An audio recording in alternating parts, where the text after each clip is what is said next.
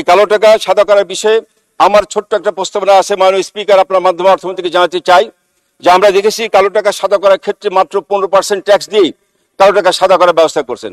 আমি বৈধভাবে আয় করে 30% ট্যাক্স দিয়ে দিতে হবে আমাকে, আর একজন সেই বৈধ আয় অবৈধভাবে বা অপদূষিত টাকাটা সেটা 15% ট্যাক্স দিয়ে সাদা করবেন, এটা আমার খুব যৌক্তিক মনে হয় না। কারণ সেই ক্ষেত্রে অনেকেই ট্যাক্স দিতে অনাগ্রহ প্রকাশ করবে। তারা ভাববে যে আমি এই বছরে অপদর্শিত রেখে আগামী বছরে আমি ট্যাক্স 15% দিয়ে আমি ট্যাক্স এই সুযোগটা নিতে পারি। সেই কারণে কালো টাকা সাদা করতে হলেও তাকে 30% ট্যাক্স দিয়েই সাদা করার সুযোগ করে দেওয়া হোক, এই বিধানটা রাখা হোক, সেটা আমার ছোট প্রস্তাবনা। স্পিকার, আপনাকে ধন্যবাদ। আমি প্রথমেই গভীর শ্রদ্ধার সঙ্গে স্মরণ করে বাংলার সর্বকালের সর্বশ্রেষ্ঠ বাঙালি স্বাধীন বাংলার স্থপতি জাতির পিতা বঙ্গবন্ধু শেখ মুজিবুর রহমানের প্রতি শ্রদ্ধা জানাই। 1975 সালে 15 আগস্ট জাতির পিতার সঙ্গে তার পরিবারের যে সকল সদস্য শহীদ হয়েছেন, বিশেষ করে বঙ্গমাতা বেগম ফজিলাতুন্নেছা মুজিব সহ তার পরিবারের সকল সদস্যদের প্রতি আমি শ্রদ্ধা জানাই। জাতীয় চার নেতার প্রতি শ্রদ্ধা জানাই। মহান স্বাধীনতা যুদ্ধে 30 লক্ষ শহীদ এবং 2 লক্ষের বেশি মা বোন যাদের আত্মত্যাগের বিনিময়ে অর্জিত হয়েছিল আমাদের এই স্বাধীনতা। মাননীয় স্পিকার, 2001 থেকে 2006 সাল পর্যন্ত বিএনপি জামাত জোট সরকার এবং তার পরবর্তীতে 2007 এবং 2008 সালে তথাকথিত তত্ত্বাবধায়ক সরকারের সীমাহীন দুর্নীতি এবং অনিয়মের কারণে একটা বিধ্বস্ত অর্থনীতি পরিণত হয়েছিল। 2008 সালে ডিসেম্বরের নির্বাচনে বিজয়ী হয়ে মাননীয় প্রধানমন্ত্রী শেখ হাসিনার নেতৃত্বে 2009 সালের 6 জানুয়ারি সরকার গঠন করে যাত্রা শুরু হয় এবং এই বিধ্বস্ত অর্থনীতি নিয়ে যাত্রা শুরু করে আজকে 16-15 বছর পেরিয়ে আমরা এখন বাংলাদেশ চরম দেশ থেকে আমরা এখন উন্নয়নশীল রাষ্ট্রে পরিণত হয়েছি। আমরা যখন যাত্রা শুরু করেছিলাম তখন আমাদের মাথাপিছু আয় ছিল মাত্র $535, এখন সেটা আমরা $2800 ছাড়িয়ে এই একটা ইন্ডেক্সই প্রমাণ করে যে এই 15 বছরে আমরা কি পরিমাণ উন্নয়ন অগ্রগতি এগিয়ে যেতে পেরেছি। মাননীয় স্পিকার, এখানে একটু স্মরণ করে দিতে চাই, এই 15 বছরের পথ চলা কিন্তু মাননীয় প্রধানমন্ত্রী খুব কুসুমাঞ্জলি চিহ্ন ছিল না, স্মুথ ছিল না। এই 15 বছরে যদি আপনারা লক্ষ্য করে দেখুন, 2009 সালে সরকার গঠনের মাত্র 50 দিনের মাথায় সবচেয়ে সরকার পর বড় আঘাতটা এসেছিল বিজয়ের বিদ্রোহের মাধ্যমে সরকারকে উৎখাত করার একটা ষড়যন্ত্র ছিল। মাননীয় প্রধানমন্ত্রী তার বিচক্ষণ নেতৃত্বে সেদিকে সেই বড় বিপর্যয় থেকে দেশকে রক্ষা করে সামাল দিয়ে দেশকে এগিয়ে নিয়ে গিয়েছিলেন। এরপরে 2012 সালে যুদ্ধাপরাধীদের বিচার এবং সেই দুর্নীতিবাজ বিএনপি সরকারের প্রধান বেগম খালেদার দুর্নীতির মামলা বিচার কার্য শুরু হলেই তখন শুরু হয়েছিল আবার দেশের তাণ্ডব। 12 সাল থেকে তাণ্ডব শুরু হয়। 2013 সালে যুদ্ধাপরাধীদের বিচার রায়ের পর সারা দেশকে একটা অস্থিতিশীল অবস্থায় নিয়ে গিয়েছিল, সারা দেশে ধ্বংসাত্মক কার্যকলাপ চেষ্টা করেছিল। এরপরে 2014 সালের জাতীয় সংসদ নির্বাচন, সেই নির্বাচনে বিএনপি জামাত তারা নির্বাচন বর্জন করে নির্বাচন প্রতিহতের ঘোষণা দিয়ে সারা দেশে একটা অস্থিতিশীল পরিবেশ তৈরি করেছিলেন এবং টানা 2015 সালের জুন পর্যন্ত তথাকথিত অবরোধের নাম করে পেট্রোল বোমার সন্ত্রাস চালিয়ে সারা দেশে হাজার হাজার বাস ট্রেন আগুন দেওয়া, রাস্তাঘাট ধ্বংস করা এবং প্রায় 3500 মানুষকে অগ্নিদগ্ধ করা, প্রায় 300 মানুষকে প্রাণ হারাতে হয়েছিল সেই বিএনপি জামাত সন্ত্রাসের তাদের হামলায়। এরপরে 2015 জুনের পর থেকে সরকার কিছু স্থিতিশীল অবস্থা পেয়েছিল। 2018 নির্বাচনের পরে 2019 সালে সেই দিকে আবার এসে করোনা মহামারীতে কোভিড-19 ধাক্কায় সারা পৃথিবী অর্থনৈতিক বিপর্যস্ত হয়ে গেছিল এবং 2 বছর সারা পৃথিবীর যে ব্যাপক অর্থনৈতিক মন্দা ছিল তার মধ্যেই মাননীয় প্রধানমন্ত্রী বিচক্ষণ দক্ষতায় আমাদের দেশের অর্থনীতিকে সচল রেখেছিলেন, দেশের অর্থনীতিকে গতিশীল রেখেছিলেন, দেশের মানুষকে প্রাণে বাঁচিয়েছিলেন। এরপরে রাশিয়া ইউক্রেন যুদ্ধের পরে শুরু হওয়ার পরে আরো 2 বছর আবার সারা বৈশ্বিক একটা অর্থনৈতিক মন্দা ছিল। এই মন্দার কারণে আমাদের অর্থনীতির পর একটা ধাক্কা চলে আসে, যে ধাক্কায় এখন আমরা কিছুটা হলেও আমরা সমস্যার মধ্যে আমাদের অর্থনীতি আমাদের আছে।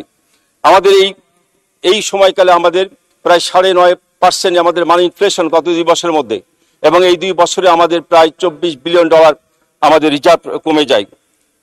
ঠিক এই পরিস্থিতিতে উত্তরণের জন্য আমাদের প্রয়োজন ছিল সবচেয়ে একটি সংকোচনমূলক মুদ্রানীতি এবং সংকোচনমূলক একটা রাজস্ব নীতি, যেটা এই বাজেটের মধ্যে তার প্রতিফলন আমরা দেখেছি।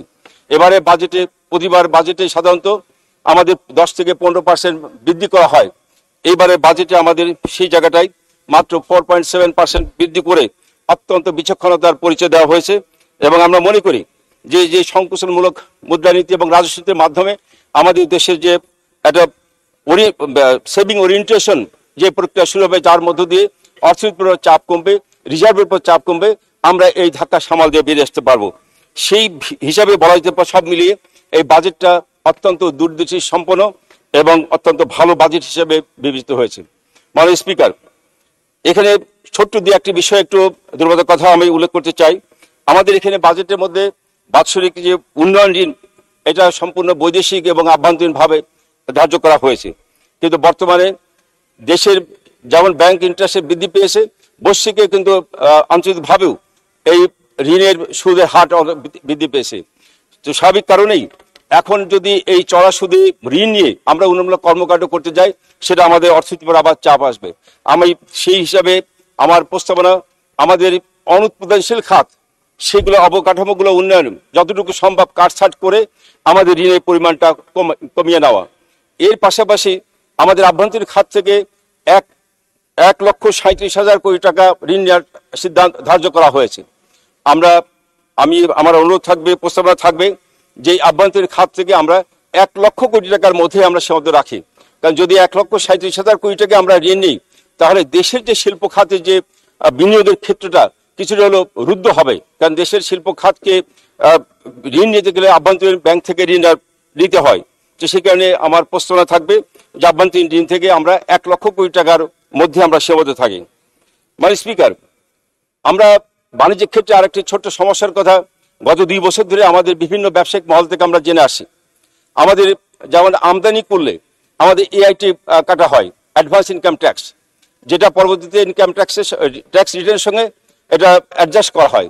তো দেখা যায় যদি যে অবশিষ্টাংশ অ্যাডজাস্ট করার পরে যেটা বেঁচে থাকে, সেইটাকে হয় রিফান্ড করা হয় অথবা পরবর্তী বছরের ট্যাক্সের জন্য এটাকে সামঞ্জস্য করা হয়। কিন্তু গত 2 বছরে কিছু অসাধু কর্মকর্তা ট্যাক্সের যেটা অবশিষ্ট রিফান্ডের দোহাই দিয়ে এখানে অনেক কারচুপির কারণে এনবিআর থেকে এখন এই ট্যাক্স রিফান্ডটা বন্ধ করে দিয়েছেন এআইটি থেকে। এটাতে কোনো অসুবিধা নেই, এটা ভালো সিদ্ধান্ত হয়েছে। কিন্তু সাম্প্রতিককালে ক্যারি ফরওয়ার্ড যেটা, সেটাও বন্ধ করে দেওয়া হয়েছে।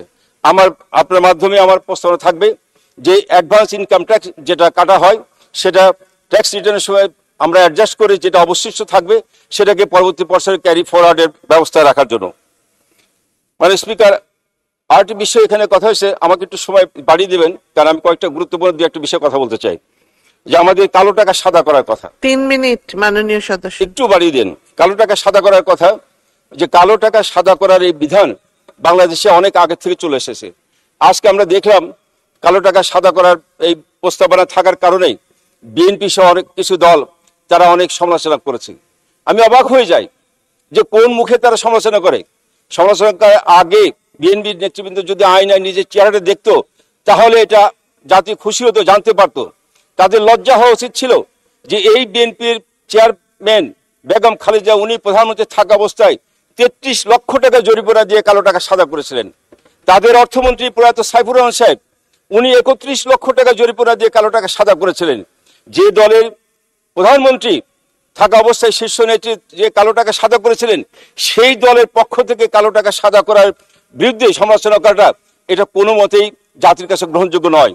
তবে এই কালো টাকা সাদা করার বিষয়ে আমার ছোট্ট একটা প্রস্তাবনা আছে। মাননীয় স্পিকার, আপনার মাধ্যমে অর্থমন্ত্রীকে জানাতে চাই যে আমরা দেখেছি কালো টাকা সাদা করার ক্ষেত্রে মাত্র 15% ট্যাক্স দিয়েই কালো টাকা সাদা করার ব্যবস্থা করছেন।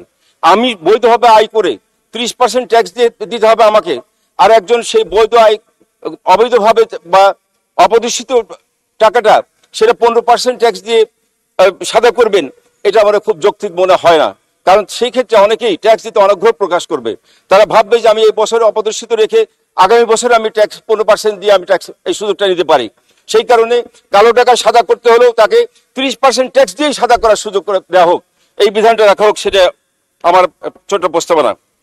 মাননীয় স্পিকার, আরেকটা বিষয় আমি একটু জানতে চাই যে আমাদের বিদ্যুৎ খাতে আমরা দেখি প্রায় দফায় দফায় বিদ্যুৎ মূল্য বৃদ্ধি করা হয়, যার ফলে আমাদের সাধারণ গ্রাহকদের মধ্যে, মানুষের মধ্যে এটা নিয়ে একটা সরকারের প্রতি ক্ষোভ সৃষ্টি হয়। আন্তর্জাতিক বাজারে বিদ্যুতের জ্বালানি মূল্য বৃদ্ধি পাওয়ার কারণে সরকারকে বাধ্য হয়ে এই বিদ্যুতের মূল্য অ্যাডজাস্ট করতে হয়। সেই ক্ষেত্রে এবং বিশেষ করে ভর্তুকিটা কমিয়ে আনার জন্য সরকারকে সিদ্ধান্ত নিতে হয়েছে।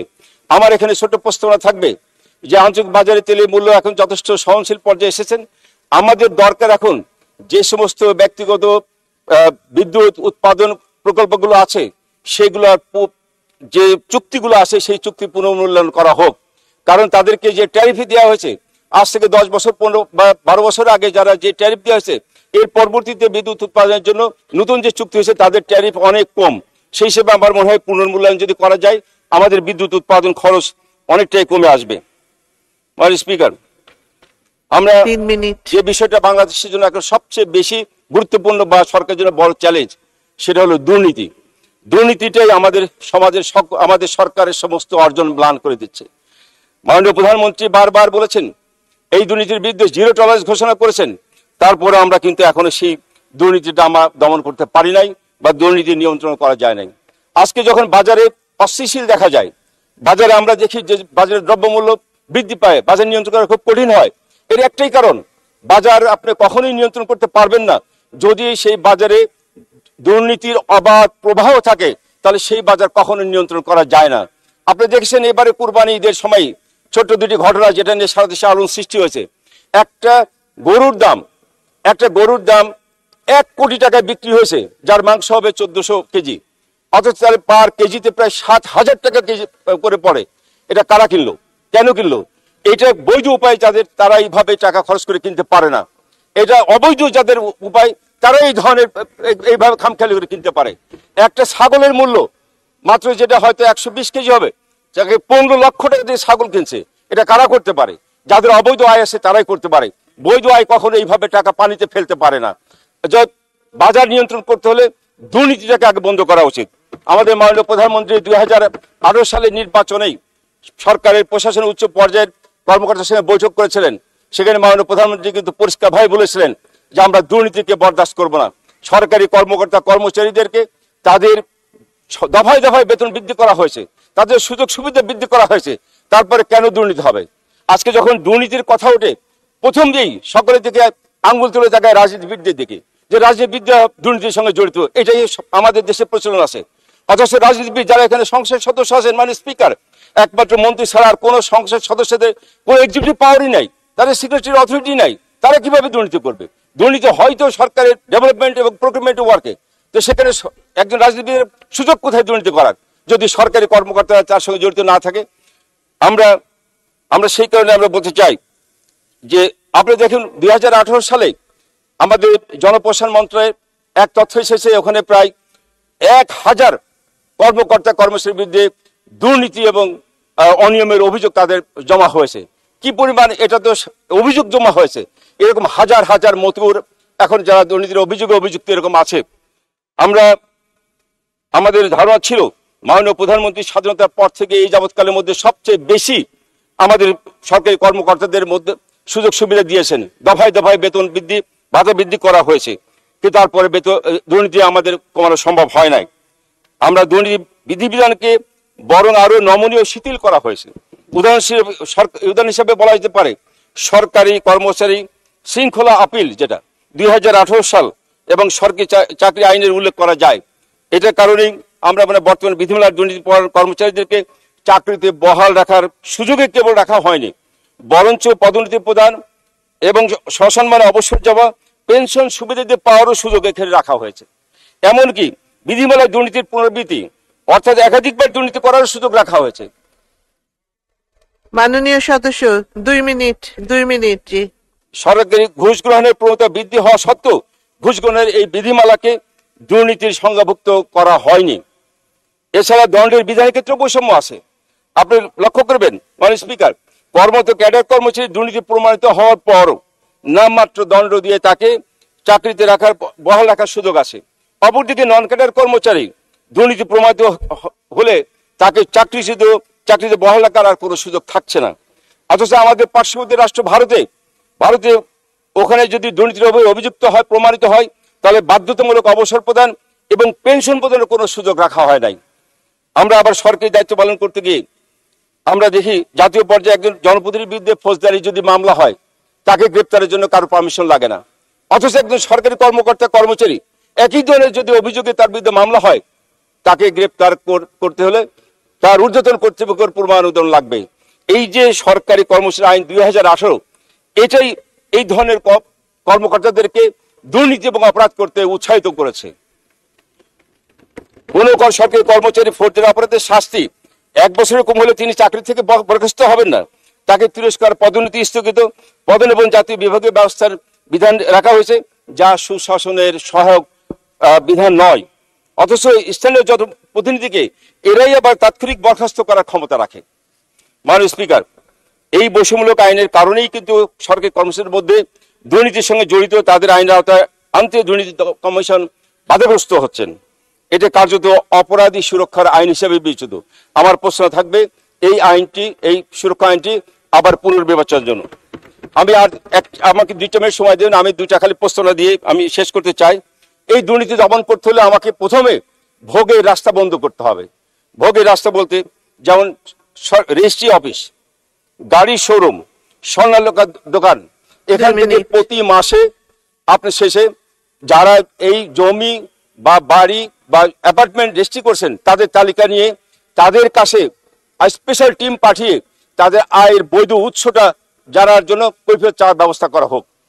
দ্বিতীয়ত, গাড়ি শোরুম এবং স্বর্ণালঙ্কারে একইভাবে প্রতি মাস শেষে ওখান থেকে তালিকা নিয়ে যারা ক্রয় করছেন তাদের কাছ থেকে আয়ের বৈধ উৎস নেওয়া হোক।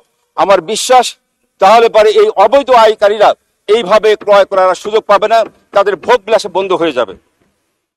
দ্বিতীয় আর প্রস্তাব হচ্ছে, চাকরিতে নিয়োগের সময় হলফনামা দিতে হবে। এটা আমাদের এই সরকারি আইন ছিল, কিন্তু সরকারি কর্মকর্তা কর্মচারীকে হলফনামা দেন নাই।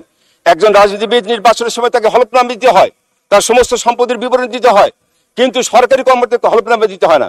আমার প্রশ্ন থাকবে, চাকরি নিয়োগের সময় তার হলফনামা বাধ্যতামূলক এবং প্রতি 5 বছর পর অথবা প্রতি পদোন্নতির সময় তাকে হলফনামা দিতে হবে, যাতে সে 5 বছরে তার কি পরিমাণ অবৈধ আয় হয়েছে বা বৈধ আয়ের কি সম্পদ হয়েছে সেটা যাতে পরিষ্কারভাবে জাতি জানতে পায়। তৃতীয়ত, আমি আরেকটা প্রস্তাব রাখতে চাই, সেটা হলো যে স্কুল শিক্ষা কারিকুলামে এই সরকারি চাকরিজীবীদের বেতনের স্কেলটা পাঠ্যক্রমে অন্তর্ভুক্ত করা হোক, যাতে আমাদের প্রজন্মরা জানতে পারে তার বাবা, তার ভাই বা তার আত্মীয় সরকারি চাকরি করে কত টাকা বেতন পান এবং সে কি খরচ করছে। এইটা কারিকুলাম অন্তর্ভুক্ত করলে তাদের মধ্যে লজ্জা হবে, পরিবারের কাছেই তারা হেয় প্রতিপন্ন হবে। আমার বিশ্বাস যদি এই প্রশ্নগুলো যদি অন্তর্ভুক্ত করা যায়, কার্যকরী করা যায়, তাহলে বাংলাদেশের দুর্নীতি রোধ করা সম্ভব। মাননীয় স্পিকার, আমি শেষ করতে চাই যে আমাদের বঙ্গবন্ধু কন্যা জয়ন্তী শেখ হাসিনা, উনি যে অক্লান্ত পরিশ্রম করে উনি বিচক্ষণ দক্ষতা দিয়ে আজকে দেশকে যেভাবে এগিয়ে নিয়ে গেছেন, বঙ্গবন্ধুর সেই স্বপ্নে সোনার বাংলা গড়ার লক্ষ্যে, সেই স্বপ্ন বাস্তবায়নের ক্ষেত্রে আমাদের এই পদক্ষেপগুলো নিতে হবে। ইনশাল্লাহ অবশ্যই আমরা বঙ্গবন্ধুর সেই স্বপ্নে সোনার বাংলায় আমরা পৌঁছাতে পারবো, যেমন শেখ হাসিনার নেতৃত্বে। ধন্যবাদ।